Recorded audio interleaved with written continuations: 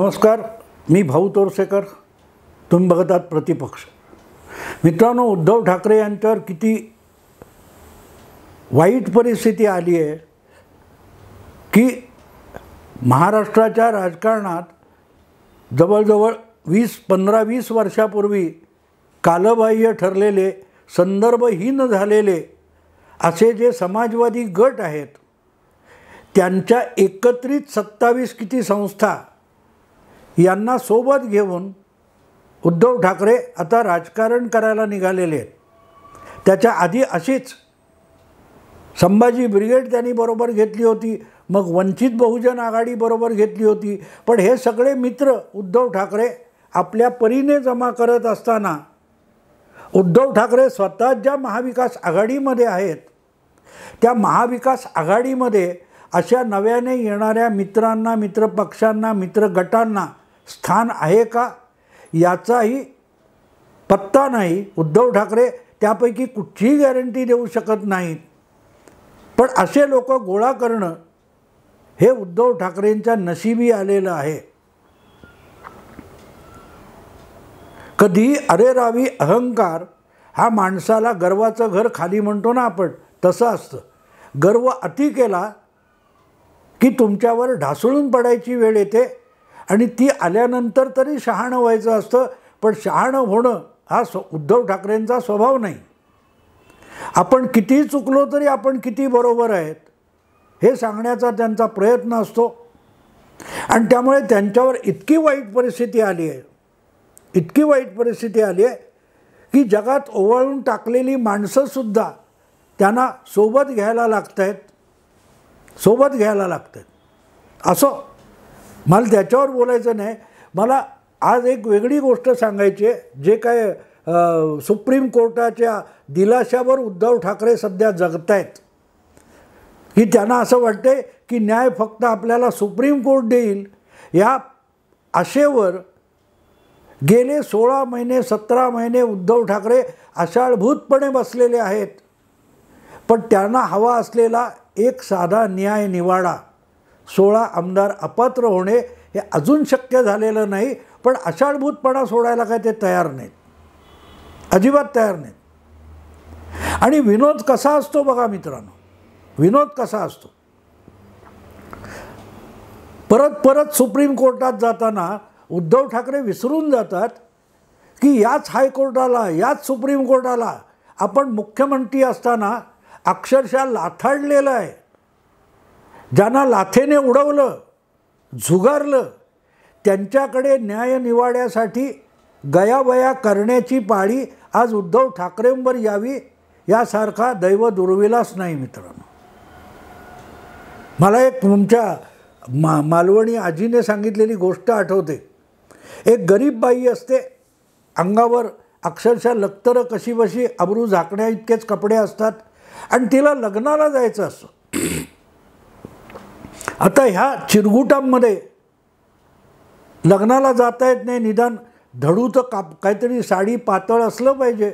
म्हणून ती शेजारणीकडून, जरा सुखवस्तू शेजारणीकडून एक चांगली साडी तात्पुरती मागून आणते किंवा लग्नाला जायचं आहे, लग्नाहून आले की तुझी साडी परत करते, अशा बोलीवर शेजारणीकडून साडी घेऊन येते आणि ती नवी चांगली साडी घालून ती परिधान करून लग्नाला जाते. त्या लग्नामध्ये मिरवते चांगली आणि लग्न संपून परत आल्यानंतर त्या नव्या कोऱ्या छान साडीच्या रुबाबामध्ये मिरवत असते. आपल्या घरी परतते, दार उघडते आणि तिला दिसतं असं की पलंगाजवळ, खाटेजवळ एक असं चिरगूट कापड पडलेलं आहे.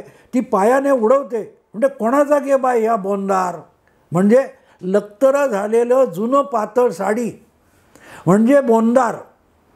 म्हणजे ही कुठची लक्तरं आहेत, कोणाची काय ती चिंध्या आहेत, म्हणून ती पायाने उडवते. कोणाचा घे बाई या बोंदार असं म्हणून पायाने उडवते आणि आपल्या घरातल्या आरशासमोर उभं राहून आपलंच नव्या सुंदर साडीतलं रुपडं बघत असते. इतक्यात शेजारीण येते आणि म्हणतं अगे लग्नाहून परत येलं तर साडी जरा परत दी.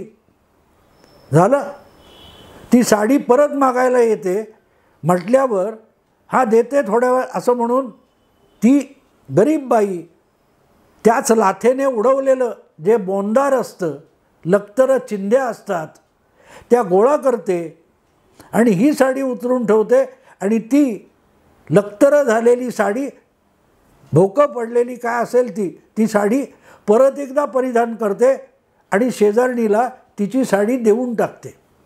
ही जी दयनीय अवस्था असते ना मित्रांनो, तशी अवस्था आज उद्धव ठाकरे यांनी स्वतःची करून घेतलेली आहे. ज्या समाजवादी परिवाराची आयुष्यभर टिंगलटवाडी केली, ज्या संभाजी ब्रिगेडला झोडून काढलेलं होतं सामनातून वगैरे, आज त्यांनाच सन्मानाने बरोबर घ्यायला लागते. ज्या शिवसेनेच्या मोर्चाच्या विरोधात रिडल्स प्रकरणामध्ये प्रकाश आंबेडकरांनी भव्य मोर्चा काढला होता आणि शिवसेना आणि RPA आंबेडकरी चळवळ यांच्यात खटका उडाला होता, त्या प्रकाश आंबेडकरांना सन्मानाने बोलवावं लागतं, घरी त्यांच्याकडे जावं लागतं. ही पाळी आली कशाला? आता समाजवाद्यांचा विषय आलेला आहे. असो, पण हा विषय तेवढा नाही. मला जो विषय मांडायचा आहे तो कोर्टाचा आहे. मी तुम्हाला उदाहरण कुठचं दिलं की त्या गरीब शेजारणीची सुखवस्तू शेजारीन तिच्याकडून आणलेली उसनी साडी, ती उसनी साडी अंगावर घातल्यानंतर जी अरेरावी त्या बाईमध्ये आलेली असते, आपली गरिबी, आपल्या आयुष्यातली वस्तुस्थिती ती विसरून गेलेली असते आणि ज्या रुबाबात आपलीच ओरिजिनल साडी पायाने लाथाडलेली असते, त्याच साडीकडे त्या चिंध्यांकडे परत वळावं लागतं. यापेक्षा उद्धव ठाकरे यांचं वारंवार सुप्रीम कोर्टात जाणं किंचितही वेगळं नाही आहे. कारण उद्धव ठाकरे यांनी भाजपबरोबर युती करून महायुतीला निवडणुकीत चांगलं यश मिळाल्यानंतर मुख्यमंत्री होण्यासाठी भाजपवर लाथ मारली. आणि भाजपवर लाथ मारली समजू शकतो, तुमचा स्वार्थ होता, पण म्हणून येणाऱ्या जाणाऱ्या प्रत्येकाला लाथा मारत बसायचं असतं का मित्रांनो? ती जी शेजारणीकडून उसनी आणलेली साडी होती, तशी युती मोडल्यानंतर काँग्रेस आणि राष्ट्रवादी यांच्या मेहरबानीवर उद्धव ठाकरे यांनी उसनवारीचं मुख्यमंत्रीपद आणलेलं होतं. हक्काचं बहुमत नव्हतं, ते आज ना उद्या जाणार हे उघड होतं, पण ते कधीही जाणार नाही या भ्रमात आदित्य ठाकरे, उद्धव ठाकरे आणि संजय राऊत वागत होते. आठवतं संजय राऊत काय म्हणायचे? पुढची 25 वर्ष भाजपने सत्तेत येण्याचं स्वप्नसुद्धा बघू नये. वास्तवाचं भान सुटलं की माणसं अशी बकवास करतात, बडबड करतात. पुढची 5 वर्ष 25 वर्ष भाजपने स्वप्न बघायचं नव्हतं, पण यांचं स्वप्न 2.5 वर्षात भंगलं आणि आपलाच पक्ष फुटल्यामुळे उद्धव ठाकरेंना पाय उतार व्हावं लागलं. पण मुख्यमंत्री असताना जी झिंग चढलेली होती ती अजून उतरायला तयार नाही आहे, अजून उतरायला तयार नाही. उद्धवराव, आठवतं तुम्हाला? तुम्ही मुख्यमंत्री होता. अर्णब गोस्वामी ते तुमच्यावर टीका केली, त्याच्यावर 212 FIR महाराष्ट्राच्या कानाकोपऱ्यात दाखल केले आणि शेवटी विषय सुप्रीम कोर्टात गेल्यानंतर सुप्रीम कोर्टाने इतक्या FIRची गरज नाही, त्याचा फॉर्मॅट जे एक आहे ते एकाच पोलीस स्टेशनला FIR दाखल करा आणि त्यानुसार तपास सुरू करा, असा सुप्रीम कोर्टाने हस्तक्षेप केला. तेव्हा 112 एकाच गोष्टीसाठी 212 FIR दाखल करण्याची मस्ती म्हणजे काय होतं? सूडबुद्धी नव्हती. एका विरोधात एकाच कारणासाठी राज्याच्या कानाकोपऱ्यात 212 FIR दाखल करायचे. ही लोकशाही होती. उद्धव ठाकरे किती महान आहेत हे आता कुमार सप्तर्षीपासून कपिल पाटीलपर्यंत सगळे सांगतात. तेव्हा एक शेमडा पत्रकार त्यांना विचारत नाही की अर्णब गोस्वामीच्या विरोधात 12 FIR एकाच दिवसात दाखल करणं ही कुठली लोकशाही होती? विचारलं कोणी? नाही विचारलं. कारण पत्रकार पण इतके लाचार आणि अगतिक झालेले आहेत. तर मित्रांनो, प्रश्न असा आहे की ती उसनवारीची जे मुख्यमंत्रीपद होतं त्यावर आरूढ आल्यानंतर उद्धव ठाकरेंना आपल्याकडे फक्त 56 आमदार आहेत, आपलं स्वतःचं बहुमत नाही, आपण राष्ट्रवादी आणि काँग्रेस नावाच्या कोंबड्या घेऊन उभे राहिलेलो आहोत, याचा पण विसर पडला होता. इतकं भन्नाट वाटेल ती तोंडाची वाफ उद्धव ठाकरे दवडत होते आणि आजसुद्धा दवडत आहेत. आणि ज्या वेळेला अर्णब गोस्वामी आवरता येत नव्हता तेव्हा त्याच्याविरुद्ध शेवटी विधानसभेत हक्कभंगाचा प्रस्ताव आणला गेला. हक्कभंगाचा प्रस्ताव आणून त्याला वरळी होऊन विधानभवनापर्यंत 2 तासात हजर राहण्याची मुदत देण्यात आली. म्हणजे आम्ही जेव्हा असतो तेव्हा किती फटाफट काम करतो, कारण आम्हाला अन्याय करायचा असतो. हे ज्यांचं लोकशाहीचं तंत्र आहे. अर्णब गोस्वामीने कोर्टात धाव घेतली तेव्हा कोर्टाने विधानसभेच्या सचिवालयाला नोटीस पाठवली की अर्णब गोस्वामी न्याय मागायला सुप्रीम कोर्टात आला असेल तर त्याला धमकावणारी भाषा चालणार नाही. चालणार नाही. प्रत्येक माणसाला, भारतीयाला एक स्वातंत्र्य आहे, लिबर्टी आहे आणि कोर्टात न्याय मागायला येण्याचा अधिकार आहे. तो सुप्रीम कोर्टात न्याय मागायला गेला म्हणून त्याला धमकावणारं पत्र जर विधानसभेच्या सचिवालयातून गेलं असेल तर त्याच्यासाठी जाब विचारला गेला, तो सुप्रीम कोर्टाकडून जाब विचारला गेला होता. उद्धवराव, तेव्हा विधानसभेत तुमचं बहुमत होतं. तुमचेच लाडके नाना पटोले विधानसभेचे अध्यक्ष होते आणि त्यांच्याच सूचनेवरून उपसचिवांनी, आठवले नावाचे कोण उपसचिव होते विधान भवनातले, त्यांनी अर्णब गोस्वामीला दिवाळीमध्ये तुरुंगात जाऊन बसायचं का असला सक्त इशारा देणारा समन्स किंवा काय ती नोटीस पाठवली होती. त्यावर सुप्रीम कोर्ट संतप्त झालं होतं, ताशेरे झाडले होते. आज सगळे पत्रकार बागडतात ना, राहुल नार्वेकर यांच्यावर ताशेरे झाडले. ताशेरे तेव्हासुद्धा झाडले होते, सुप्रीम कोर्टानेच झाडले होते. सरन्यायाधीश शरद बोबडे यांनी महाराष्ट्र विधानसभेच्या अध्यक्षांवर ताशेरे झाडले होते. तेव्हा यातले किती पत्रकार बागडले होते, फडफडा फडफडा फडफडा पंख उडवीत उडाले होते. चिडीचूप होते, सगळे चिडीचूप होते. आज त्यांना ताशेरे म्हणजे फारच मोठी गोष्ट वाटायला लागली. असो, आणि ज्या वेळेला सुप्रीम कोर्ट आता आपल्याला फैलावर घेणार असं दिसलं तेव्हा मग उद्धव ठाकरे आणि त्यांच्या महाविकास आघाडीची तारांबळ उडाली होती. कारण अशी नोटीस तुम्ही त्याला पाठवली कशी, अर्णब गोस्वामीला, असा जाब सुप्रीम कोर्टाने विचारला होता. आज सुप्रीम कोर्टाने राहुल नार्वेकरांना अमुक सांगितलं, राहुल नार्वेकरांना घटनापीठाने तसं सांगितलं, सरन्यायाधीशाने असले ताशेरे झाडले वगैरे वगैरे वगैरे, जे काय बुडबुडे उडवतात ते सगळे शेंबडे पत्रकार त्यावेळेला कुठे दडी मारून बिळात लपून बसले होते. कारण सणसणीत इशारा, ताशेरे लेखी पाठवले होते. आज जे सरन्यायाधीश चंद्रचूड बोलतात ते लेखी देत नाहीत, ते तोंडाने बोलतात. सुनावणी चालू असताना ताशेरे झाडतात, पण लिखित स्वरूपामध्ये विधानसभेचे अध्यक्ष यांच्याविषयी लिखित स्वरूपामध्ये